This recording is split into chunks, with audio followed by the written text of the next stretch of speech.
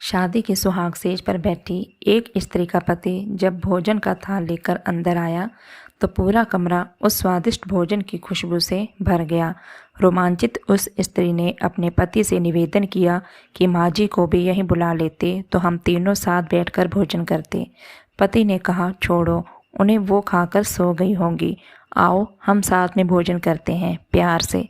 उस स्त्री ने पुनः अपने पति से कहा कि नहीं, मैंने उन्हें खाते हुए नहीं देखा है। तो पति ने जवाब दिया कि क्यों तुम जिद कर रही हो, शादी के कार्यों से थक गई होगी इसलिए सो गई होंगी, नींद टूटेगी तो खुद भोजन कर लेंगी, तुम आओ हम प्यार से खाना खाते हैं। उस स्त्री ने तुरंत डिवोर्स लेने का फैसला कर लिया और डिवोर्स लेकर उसने दूसरी शादी कर ली और इधर उसके पहले पति ने भी दूसरी शादी कर ली। दोनों अलग अलग सुखी घर गृहस्थी बसाकर खुशी खुशी रहने लगे।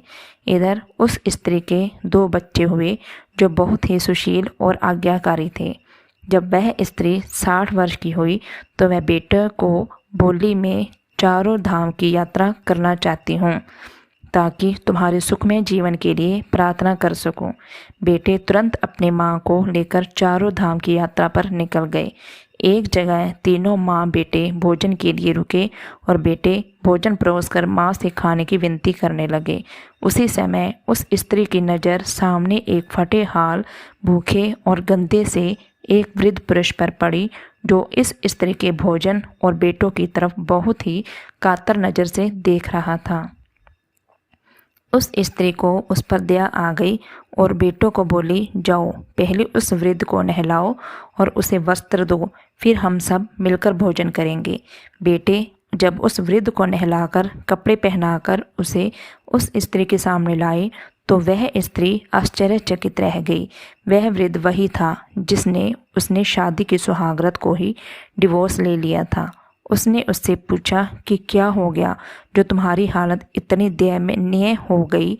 तो उस वृद्ध ने नज़र झुका के कहा कि सब कुछ होते ही मेरे बच्चे मुझे भोजन नहीं देते थे, मेरा तिरस्कार करते थे, मुझे घर से बाहर निकाल दिया। उस स्त्री ने उस वृद्ध से कहा कि इस बात का अंदाज़ा तो मैंने तुम्हारे साथ सुहागरात को ही लगा लिया था, जब तुमने पहले अपनी बूढ़ी माँ को भोजन कराने के बजाय उस स्वादिष्ट भोजन की थाल लेकर मेरे कमरे में आ गए और मेरे बार बार कहने के बावजूद भी आपने अपनी माँ का तिरस्कार किया। उसी का फल आज आप भोग रहे हैं।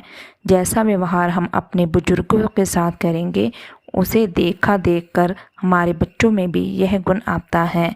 शायद यही परंपरा होती है। सदैव माँ बाप की सेवा ही हमारा दायित्व बनता है। जिस घर में माँ बाप हंसते हैं वही प्रभु बसते हैं।